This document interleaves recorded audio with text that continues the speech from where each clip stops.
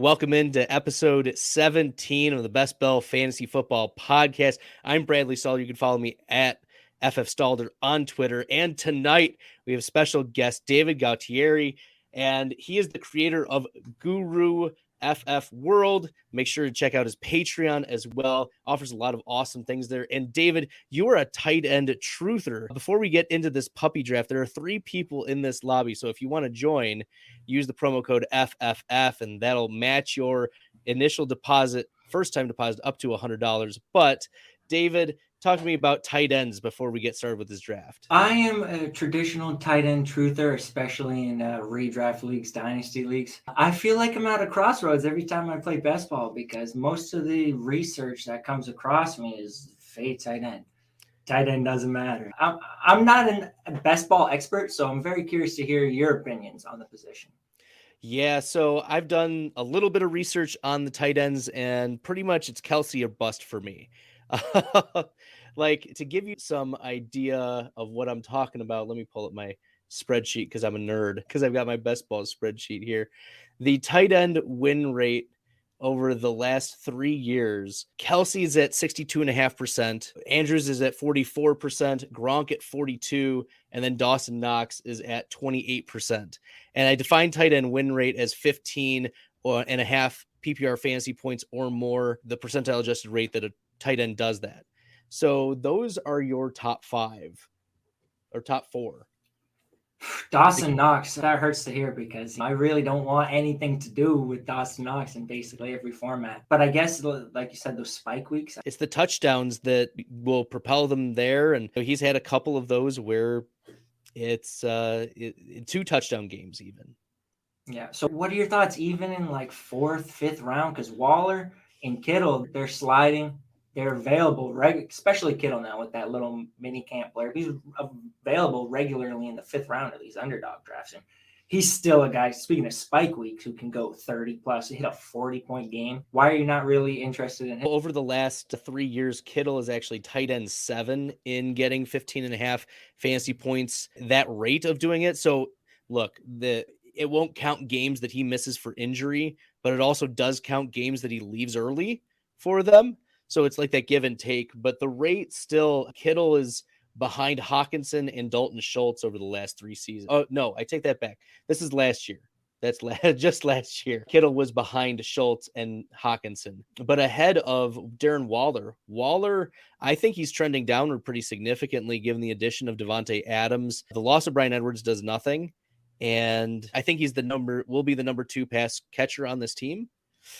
But Waller, they wanted an alpha like Devontae Adams for a while. Like, they were trying to get Antonio Brown. They had drafted Henry Ruggs. They had drafted 2 wide receivers in the 3rd round that both failed, Edwards and Lynn Bowden. So they've been trying to fill that spot, and it just hasn't worked. And that's why Waller's gotten more target share than I think we're thinking here.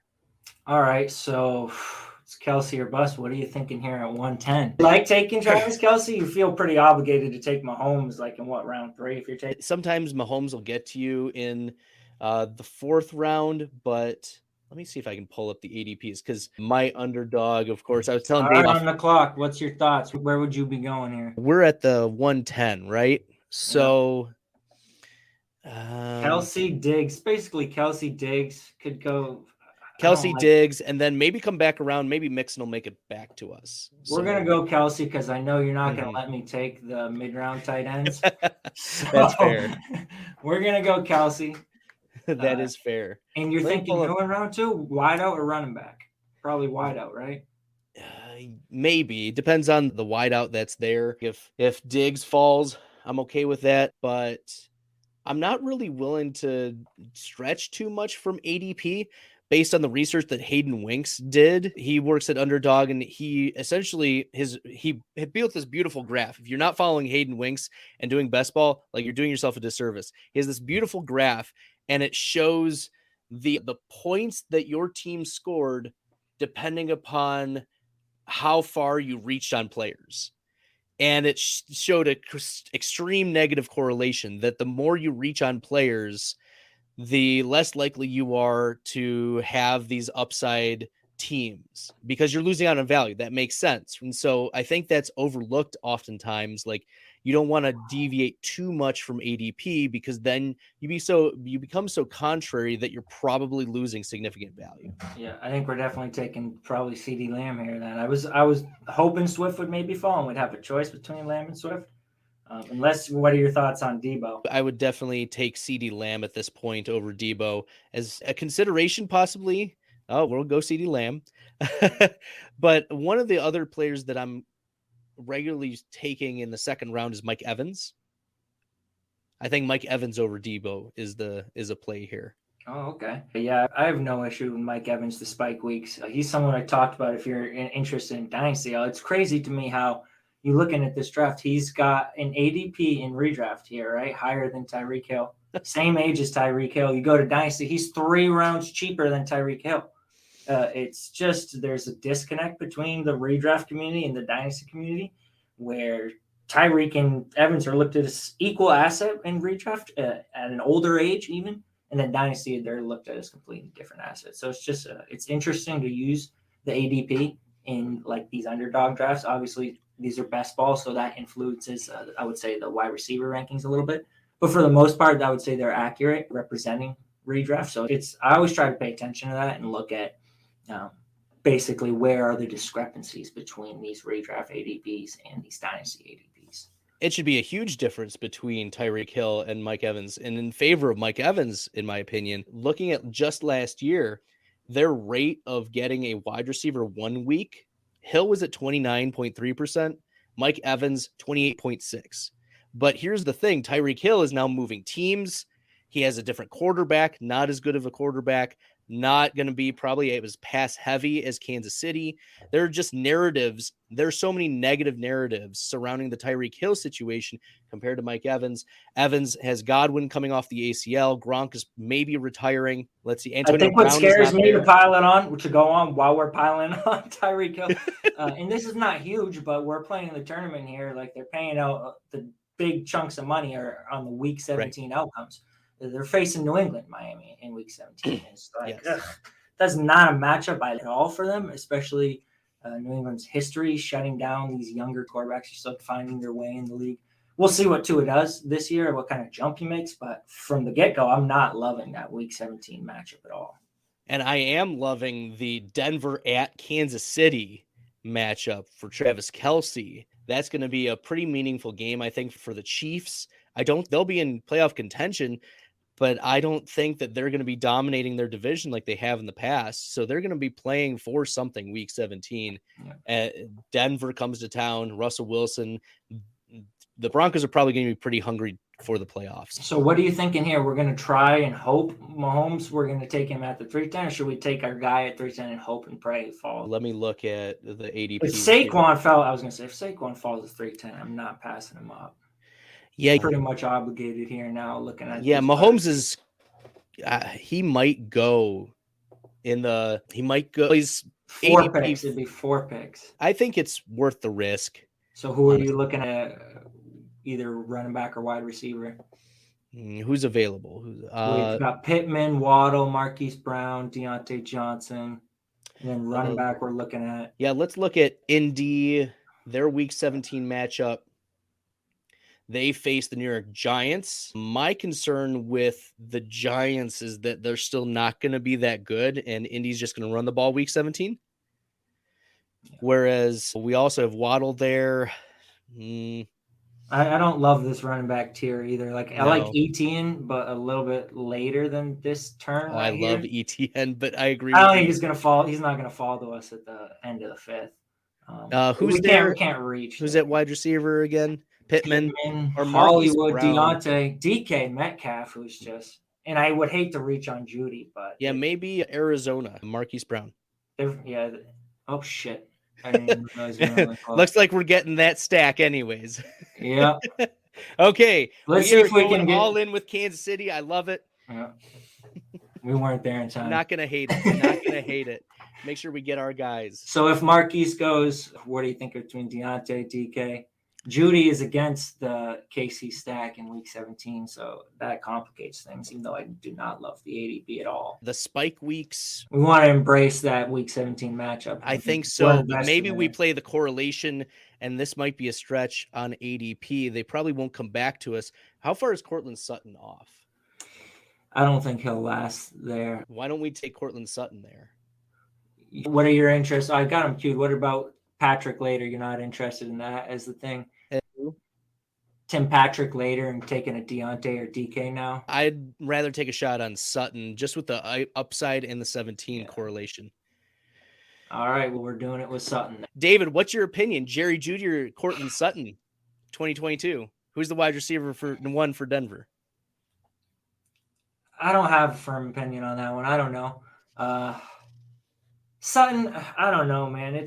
I think he's a good fit with Russ down the field, but obviously last year was just not a good fit. He had the ACL injury he was coming off.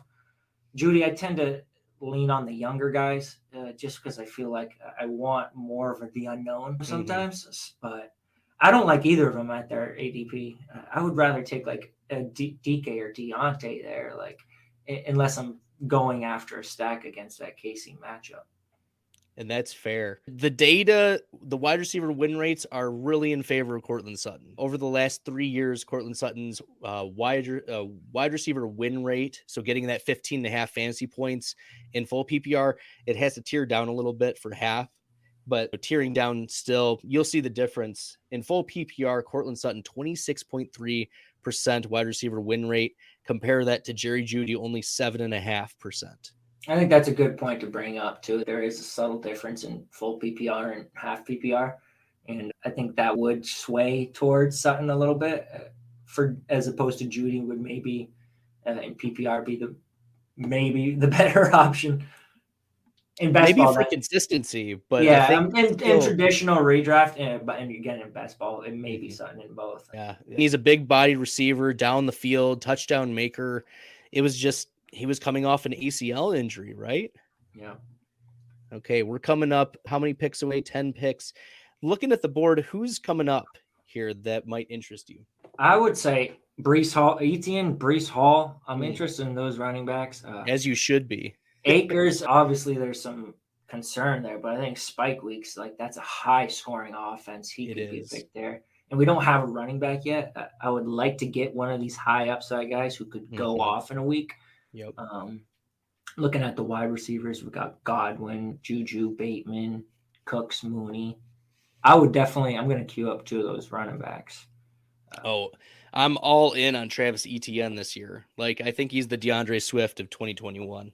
And the fact he's possibly somebody's getting him in the 5th round here. It's just it makes it really hard to invest 2 picks in a running back in the first 4 rounds. Like the only time I would do that, I feel, is if I'm getting a running back in the 1st and then Saquon's there in the 3rd, and I'm like, all right, maybe I'll start with 2 running backs. If you twist my arm, maybe Saquon. Yeah, like come on, but other than that, you have Etienne in the 5th. Oh, there he goes.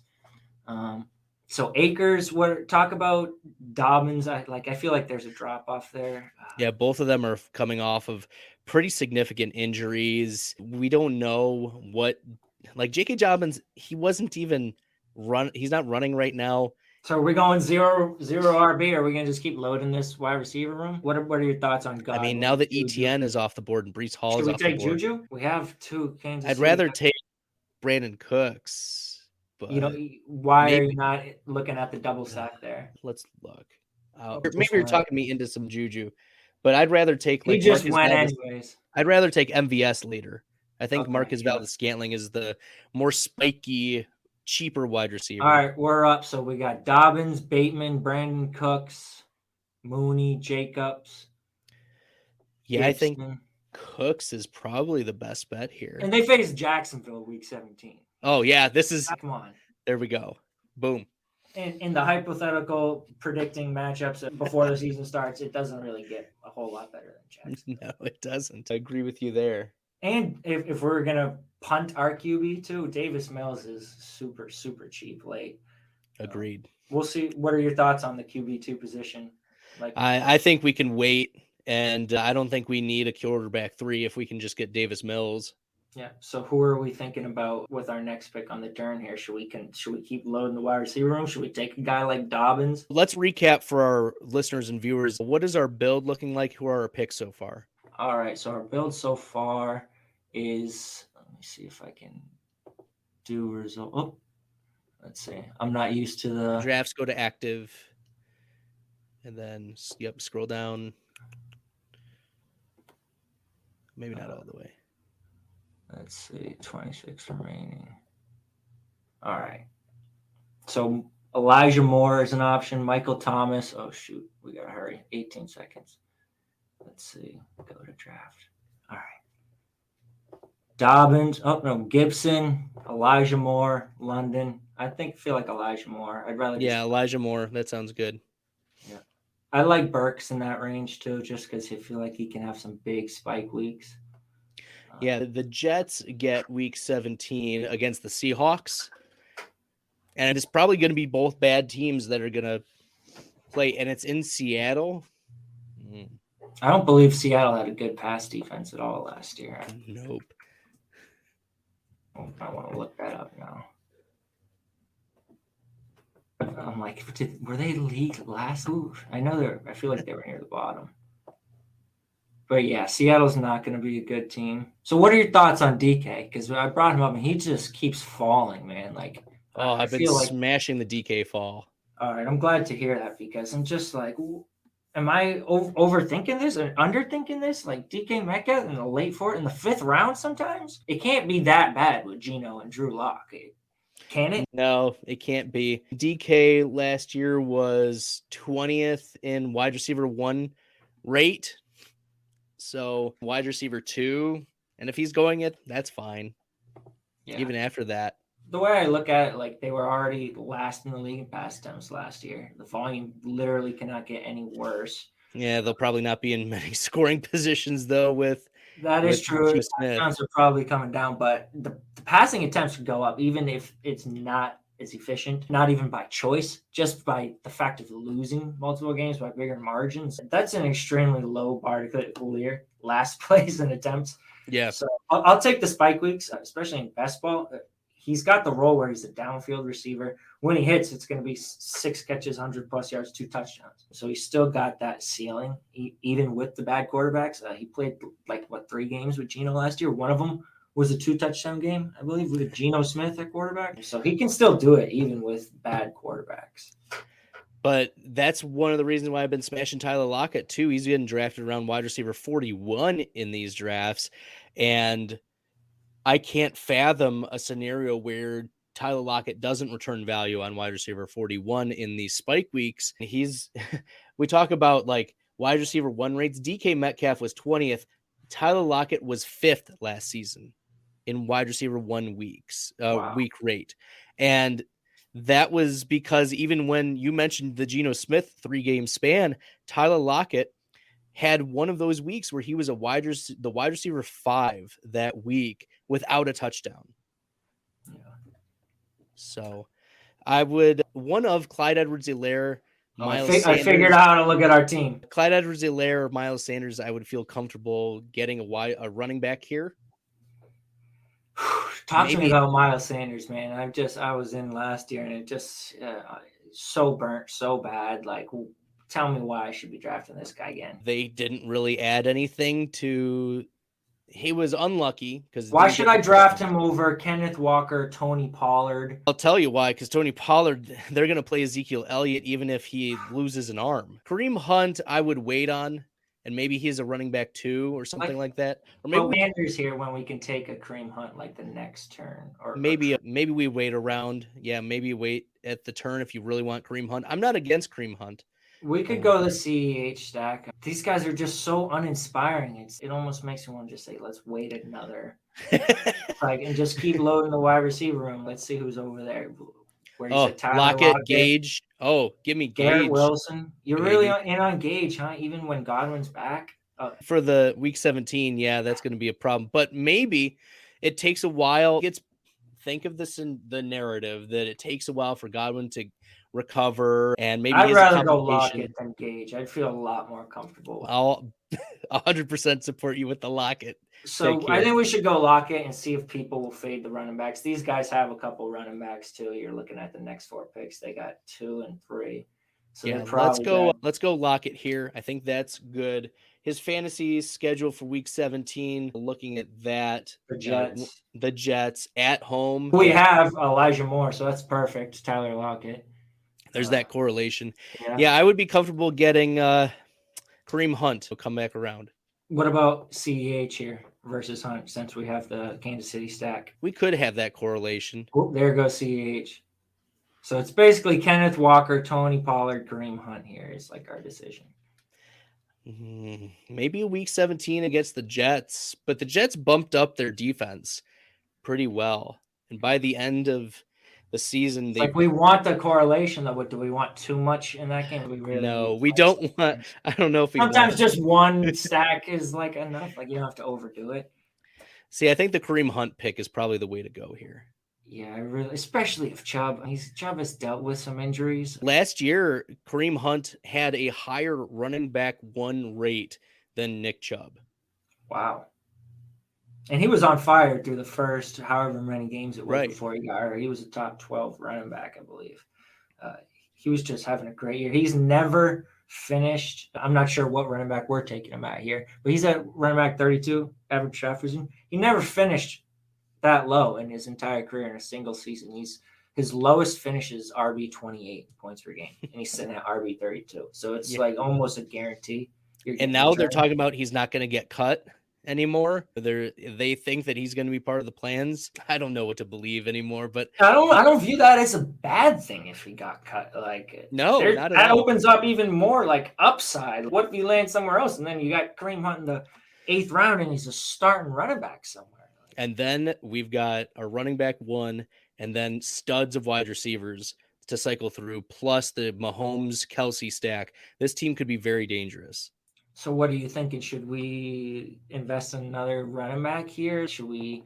Probably not. Look at maybe. I like these rookies.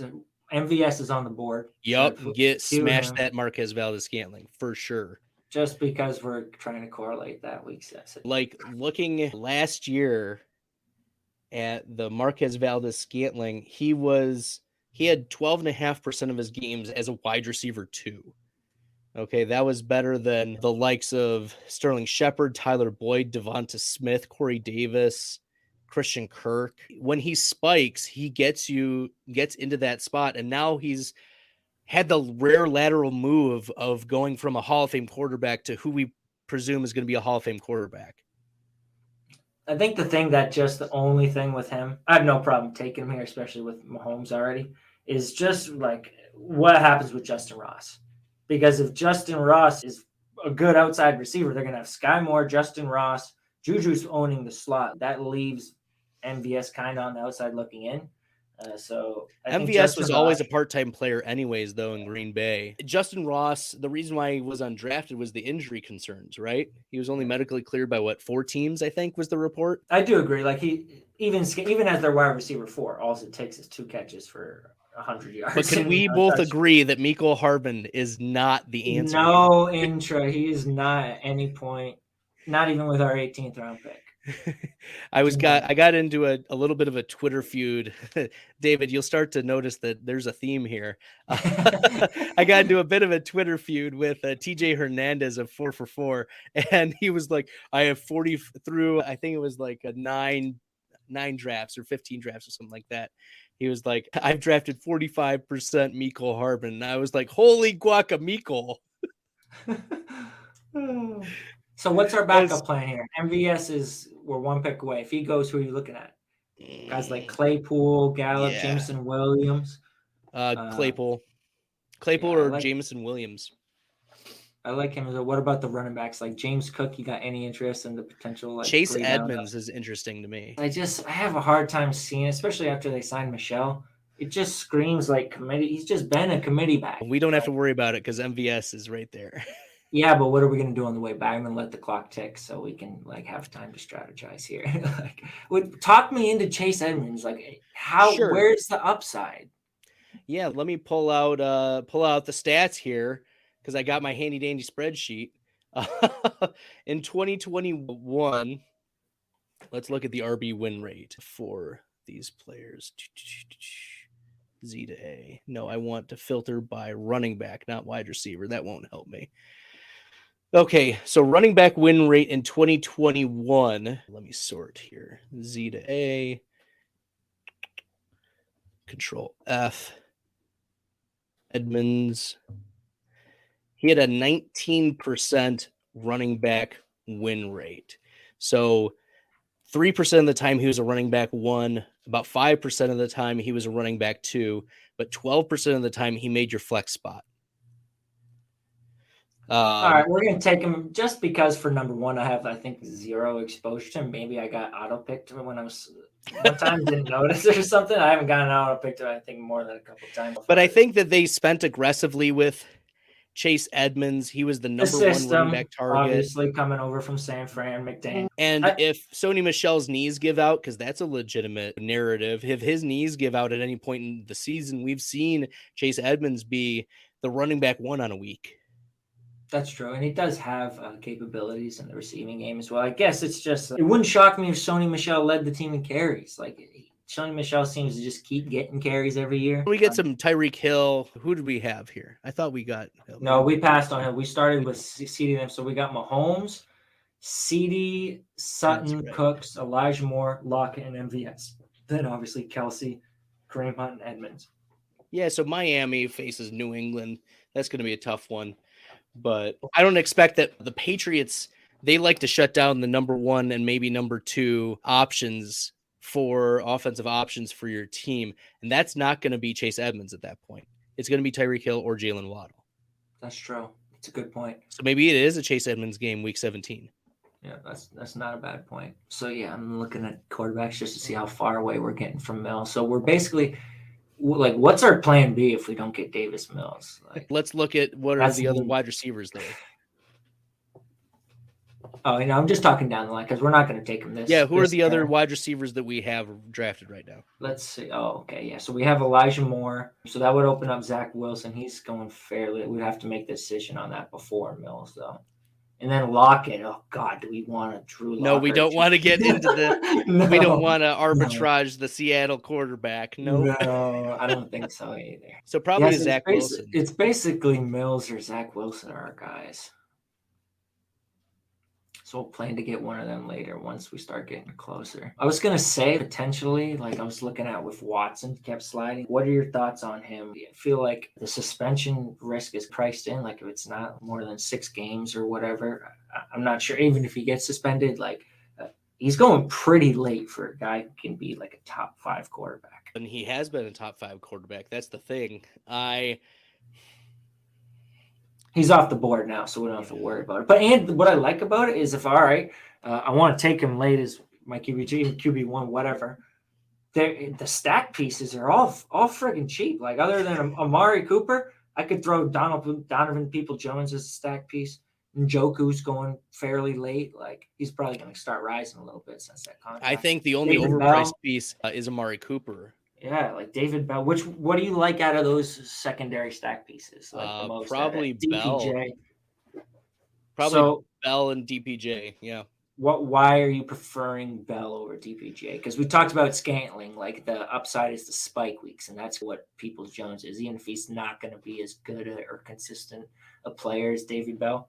Yeah, that's not one I'm super strong on. I'm more of just don't draft Amari Cooper.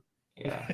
Because he's going at wide receiver 21 right now, and that's not his. All right, we're getting close up, so we got to start looking at this. Not me, Cole. Should we take Patrick as a secondary? Sure, let's do it. What do you think? What's the limit? At what point does it become like, all right, we have way too many guys like in this one game? Like they can't all. It is a tournament, so let's say we take Patrick here. Are we drawing the line? All right, we got Mahomes, Scantling, Kelsey, Patrick, and Sutton. Like. We're drawing the line there. Are we considering Albert? Maybe 5 or 6 pieces. Yeah. So I got Patrick queued up. What are other options if Patrick goes here? Like we've got Jarvis, Crowder, uninspiring. I feel like running backs, maybe we could get another high upside backup, maybe like a Henderson or Isaiah Spiller. What are your thoughts on these backup running backs that were on the clock? So I got Patrick queued, so we can go him this way and then maybe get one on the back, one of these running backs.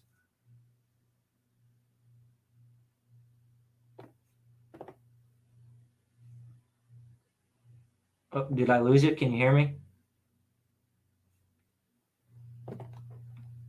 Let's see. I can't hear you. Oh, are you on mute? I think you muted yourself. Oh, sorry, I hit the wrong button there. Woo! I was worried there for a second. Okay, we're back. Yes. We're back. All right. So yeah, you're probably saying a whole bunch of things. Okay. No. Oh man, that David guy. What does he think? No. If I'll disagree with you, I'll let you know on Twitter. But let me see here. Let's recap. We're looking at. We're on the clock, so we got Henderson, Isaiah Spiller. See, here's the thing. Both of those players, I would love to get. So it's pick your poison because they're matching up week 17 against each other. It's possible. We saw Darrell Henderson have a 50% running back win rate last year. We're going to go Henderson just because I already seen him in the NFL spill and not throw this prospect. He might be a better prospect than him. You expressed at the beginning of the podcast concern about Cam Akers. And so if that's a legit thing, we saw in the Super Bowl just coming off of the IR, Darrell Henderson was 50-50 with Cam Akers. And Cam Akers had played all of the playoffs. Yeah, and just like the 3-down upside too. If Akers is out, like Kyron Williams is a walking boot. I just saw it today. Oh no, they've got no issue just like giving Darrell Henderson a shite load of touches and just. Absolutely, and they've got like their Week 17 matchup is against each other. It's the LA Rams and the LA Chargers in prime time. I don't want to force a Spiller correlation there. I feel like that's. I would say unnecessary. You don't need to, but we're taking, because we went 0 RB, we want to take shots on good offenses who have good matchups week 17. So this kind of raises like a kind of strategy, like roster construction standpoint. Do you want to keep focusing on stacks throughout the entire draft, even when we've got 2, 3, 4? At a certain point, you just want to say, forget about the freaking stacks. I want best player available now. See, I'm looking at our wide receivers, and I think we're okay at wide receiver. We've got Patrick, MVS, Lockett, Elijah Moore, Cooks, Sutton, and Lamb. Yeah, I feel like we got a lot of we're pretty set at wide receiver, I think, and now we can focus on taking some Spiller's running probably backs. not going to fall to us, though. He's the top ADP, so if someone gets auto-picked, they're forgetting. Let's scroll down just a little bit and take a look at a couple of the other running backs that are available. I'm going to cue Kenneth Gainwell. I think Gainwell is an interesting one. Khalil Herbert is interesting. Yes, Tyron Davis-Price is interesting to me. Those are three, especially Khalil Herbert, but we'll wait on Herbert. He's getting drafted a lot later at 170, so I would like Gainwell. What are your thoughts on Algier? I'm not a huge Nope. I have 0. Yeah. Just 2-down thumper. I think he's definitely behind Patterson. Even if Patterson gets hurt, he's probably not going to. Well, and there's Damian Williams, and there's a litany of other running backs. They just signed, I can't remember. They just signed another running back there recently, and it's just a bunch of throwing stuff at the wall and seeing what sticks, honestly. Kenny Gainwell, then tell me some of your stats on him. Give me some positive reinforcement, because I have a lot of Kenny Gainwell. I want to believe. I love his abilities as a receiver. I feel like he's clearly the best receiving back on that team, should be on the field, like on third downs. And the issue obviously was that they didn't trust him over Boston Scott. So when Miles Sanders was healthy, it left Kenneth Gainwell on the outside looking in. But if he can push Boston Scott like out of the way, I think there's a lot of upside for him to have these. There's already a lot of upside for Kenny Gainwell. Last year, just his rookie year, okay, his running back win rate, so getting at least 15.5 PPR points, Kenneth Gainwell's running back win rate was higher than Chris Carson, higher than Michael Carter, higher than Chase Edmonds, or even Miles Sanders, higher than Tony Pollard, players that are going ahead of Say that again? Yeah. So Wow. Kenneth Gain 0% of the time was a running back 1. So he was never making that spot for your best ball lineups. But running back 2, he was making it 12% of the time. And as a flex spot in PPR, 9.5% of the time. So all of this data is based on PPR stuff. I haven't done the half PPR for the tournament here, but Gainwell is one of those, you need a running back 2 or a flex play. Yeah, he's gonna get there 20+% of the time. And they had no issue using him in the red zone as well. So we took Gainwell there. So we're probably looking at Herbert or Davis Price. What's your you have a strong stance on either? Let's take a look at the week 17 matchup before we get into those two. Philly faces, where are they? So if we wanted Zach Wilson over Mills, we would have to probably take him this next pick. The Eagles play the Saints week 17. And I think that the Saints, they're going to be better than what the haters think, but they're not going to be as good as they think. I think the Saints are going to be a good team. I'm a big Jameis Winston fan, though. I think it'll be definitely a good off. I don't follow defense as much, so I can't speak to that. But I think Jameis Winston showed a lot last year, and I think LASIK is like an under-discussed aspect of that. Thank you. You can see that I got the glasses. I'm blind as a bat. It matters, and I've got contacts in, so I get it. He was playing without contacts. He didn't feel comfortable without contacts, so he was playing his whole career visually deficient, impaired. There's the word. So I think this is an interesting spot, possibly for Zach Wilson, if you want to stack with Elijah Moore. It's him or either Herbert or Davis Price. Got to make a choice. 5 seconds. Let's go Wilson. If I can get to him. I hit the. I don't know if we got him. We got him just in the sneak attack. We got him. I'm so bad with this laptop version. It took me a little bit to get used to drafting on the live stream. It's a work in progress. It's a lot of fun. It's good. It's good to learn. And Khalil Herbert probably comes back. Let's see overall. Look at Albert O here. If he's sitting, he'll be gone. He'll get auto picked. Yeah, this is where you start wanting to pick off value, though. Cole Kmet possibly on the way back. What do you think about the correlation? We already have the Kansas City-Denver game. Chicago faces in week 17 the Lions. Why do you like Cole Kmet over Albert O? Higher target share. I think then Jimmy Graham's gone. We talked about the touchdowns, though. How many? He scored 0 touchdowns last year. Yeah, there's no way he scores 0 again this year. That's true. But how many passing touchdowns is Chicago going to have versus Denver with Russell Wilson? You Who's going to score 2 touchdowns in a game? Which one of these guys more likely to do that? I would say probably Albert O. Possibly. Especially in a Week 17 matchup against Kansas City. There's a lot of love for Dulcich, though. There is, and I think Dulcich is a decent prospect. I think he will possibly have a good career. But again, rookie tight ends, we talk about all the time, they do not see the field. And if they don't make a huge impact, it's uncommon. And Albert O is a really good player, not just the athleticism. He has been extremely efficient in his limited opportunities. I agree. First round pick, Noah Fant. So I think even if Dulcich is getting a role as a rookie, I think Albert O still has a chance to have some really big weeks. See, a player here that I'd also consider, and maybe I like Noah Fant. He was the tight end 1 for a week twice last year. Yeah, and I'm pretty sure the Bestball Mania champion last year, I think it was Liam Murphy, I believe, is the tournament he won. He had Noah Fant on his team that won the championship. So I love the spike potential of Noah Fant. He's an athlete. He can break off a big play at any time. He's already. And if you think the Seahawks are going to be worse and the narrative they need to pass more and that's just going to increase, Noah Fant had really bad offense last year and still put up those type of numbers. And we've got this Jets Seahawks correlation going. We already have Lockett, Wilson, Moore. So if we're going to go in on that game being high scoring, I feel like we should grab Noah Fant as our tight end 2 here, and then then we can in the 15th round too. Like it's unbelievable the disrespect of Noah Fant, man. Like unbelievable in every sort of form. There we go. We get redraft 15th round.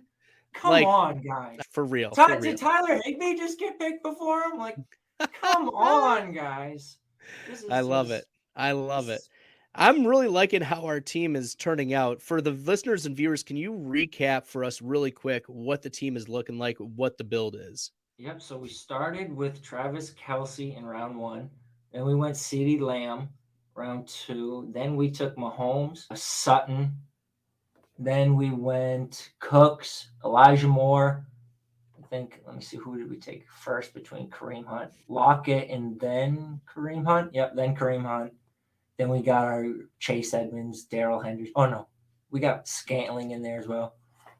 But basically, we're on the clock again. I'll go through the other one after. So we're looking at probably running backs again. What about Jamal Williams? What do you think about him? Here, listen to this. Week 17, I want give me Brian Robinson at this spot. Really? Where's the even with McKissick there? Here's the reason. I'll do it, but I don't like it. I don't like The it. Antonio Gibson has never stayed healthy at the end of the year. He's always missed games.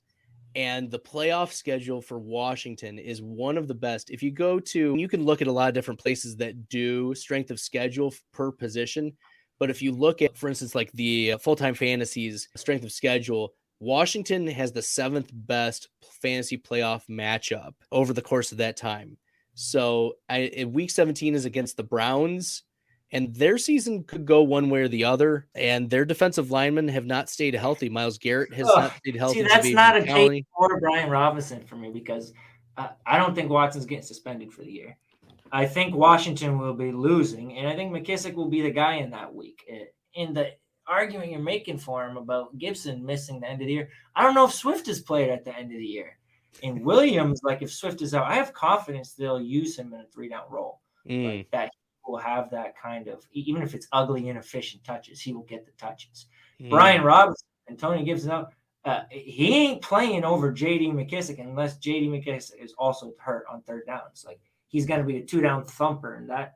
All right, let me look at. You've started talking to me about Jamal Williams. His running back 1 win rate was 1% last year.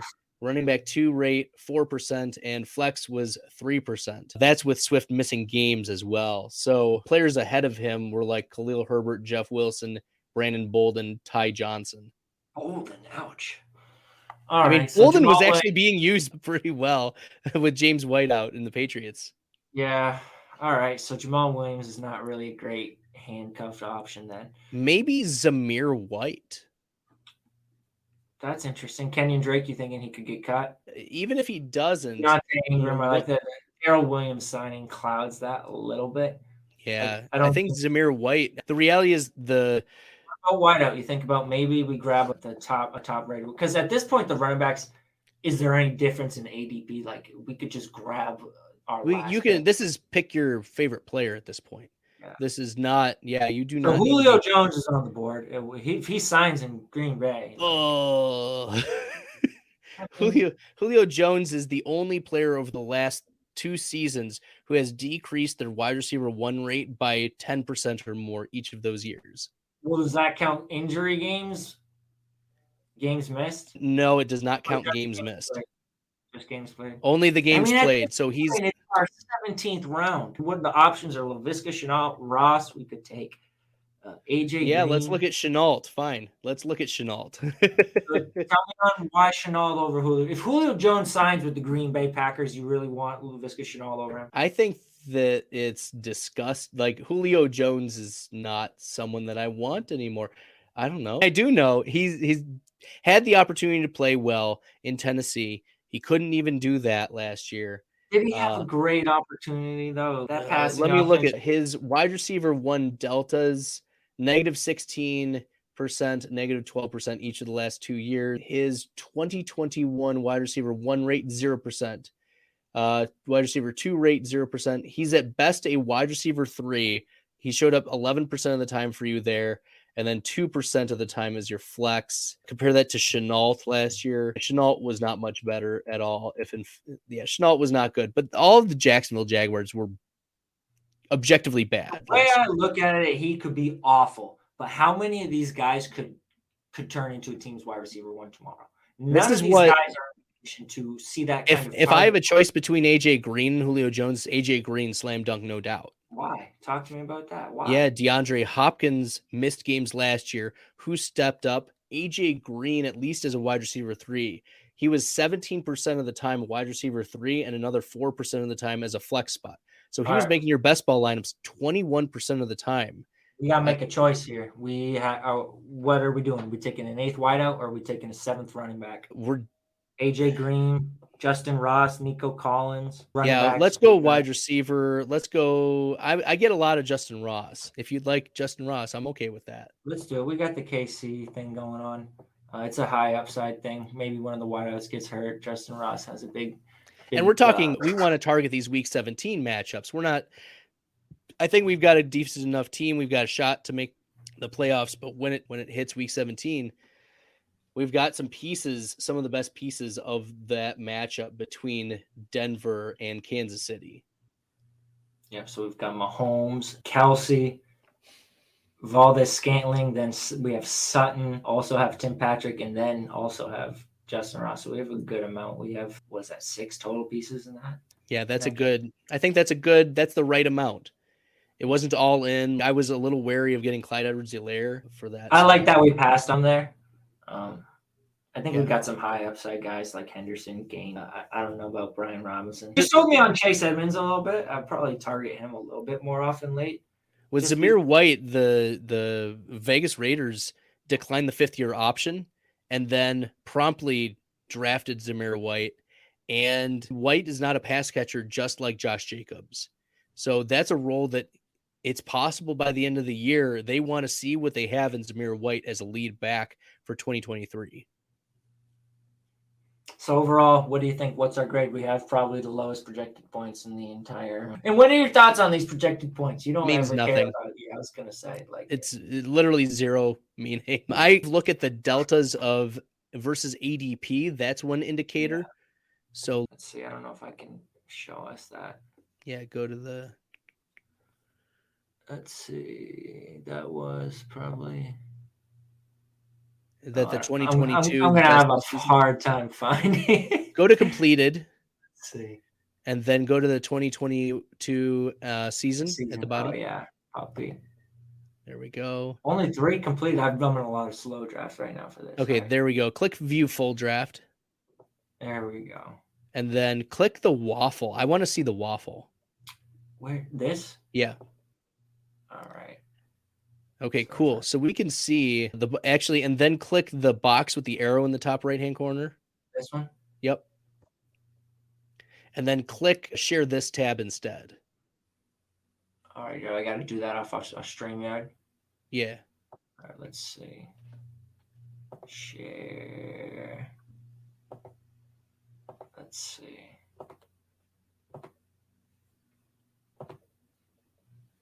And voila. I think I just did it. Okay. I think you picked the wrong one. Oh, yeah. I think I just brought us back to the same exact thing. All right, let's try that one more time.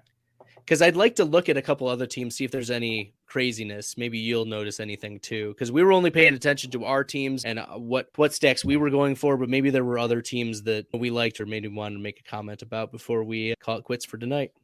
One slot definitely going for 4 wide receiver start. Talk about Gabriel Davis there and like the 49 overall. What do you think about hate Gabriel it. Davis? I think that's there's stupid and then there's super stupid. And drafting Gabriel Davis that high is super stupid. Like I get that he can spike in a given week. That's the false narrative that one game told is that Gabriel Davis can spike. Instead, Gabriel Davis, let me pull up his stats because y'all are not going to Gabriel Davis after I'm done with. Look at the wideouts behind him, like Chris Godwin, Brandon Cooks, like. Okay, so over the last 2 seasons, Gabriel Davis has made your best ball lineups at a 15.6%. Over the last 2 years, 3.1% of the time was a wide receiver 1, 2% of the time a wide receiver 2, 6% of the time a wide receiver 3, 3% of the time a flex play. Even last year, he was only a wide receiver 1 for you 6% of the time. And that's including, like, I include in the data set playoff games. So this is inclusive of the playoff game. Wide receiver 2, 3% of the time. Wide receiver 3, 1% of the time. A flex play, 0.5%. And I think that the Buffalo player that you want in this offense, you want two of them. You want Steph Diggs and you want Jamison Crowder. It's not going to be his win rate was pretty good, if I remember you mentioning. Yeah, Are Knox you as well. targeting him? He's In not, half PPR, yes. In full PPR, no. yeah. His ADP is not that high. He went in the end of the 9th round. To compare Crowder to Gabriel Davis, Yeah, like it's the same kind of idea. You hope he catches a couple touchdowns. Like, why not take Dawson Knox in the 9th over Gabriel Davis at the top of the 5th? what did I say? Gabe Davis was making your best ball lineup 15% of the time over the last 2 seasons. Over the last 3 seasons, Jamison Crowder has made your best ball lineup 36% of the time. And talk about this. Let's talk about this, right? Like, all right, he's attached to a great quarterback. Sky Moore is going 7.5. Like, what's the difference if that's your just narrative? All right, he's attached to a great quarterback, and he could be the number 2 in target share on the team, even if there's not a clear number 2. Right. What about Sky Moore? Like, why is Gabriel Davis not priced like Sky Moore in the 7th round there?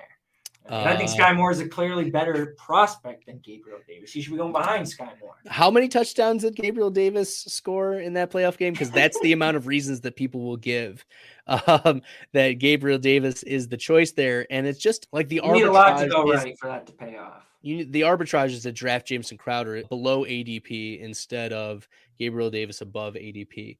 Like even last year, Crowder was in your best ball lineups 19% of the time, almost 20% of the time. Gabe Davis, not so much.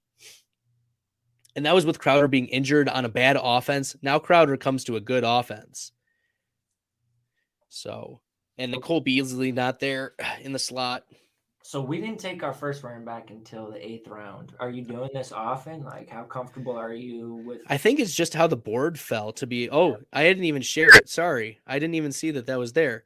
I'm sorry, David. So I don't do 0 RB drafts too often. I think it's that we got sniped on a couple players that I usually do get, like Breece Hall and Travis Etienne earlier. Like if I get the 101 or 102, that's Jonathan Taylor. Like my philosophy with the 101 is you draft Jonathan Taylor no matter what, because that's going to be your only exposure to him.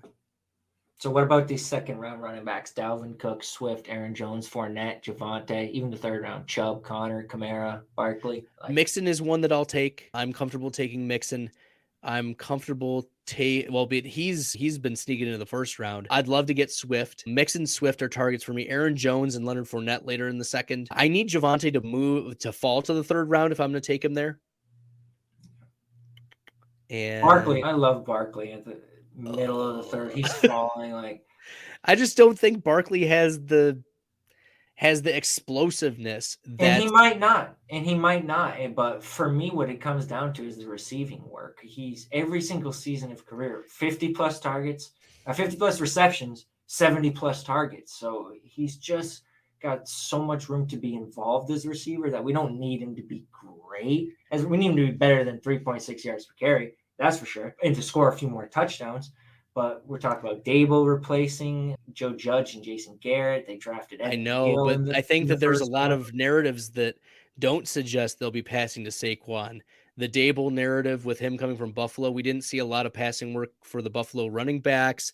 And they've addressed the wide receiver position the last couple of years with Kadarius Toney and Wan'Dale Robinson and signing Kenny Golladay. Sterling Shepard is still there, but he's probably not going to make it back to. And 2 of them are. I don't disagree with you there. And Toney and Wan'Dale's a rookie. I think the interesting late round pick is, do you know who the number 2 running back is on the New York Giants? It's either right now it would be Matt Breida or we just Deshaun Corbin or Gary Brightwell's number 3. So it would be Matt Breida. Matt Breida. He's an interesting 18th round pick. I think just about any running back who you can find who's number 2 on the depth chart, definitely worth it. But he's getting drafted oftentimes. I don't know if he got drafted even. I don't think he got drafted here. Matt Breida, I would say no, he was undrafted. Yeah. So who are some other undrafted guys who you might take a chance? I noticed Dolchich 1 year. He's probably going undrafted a lot of the time. Let me pull up the ADPs and look at what was the 216.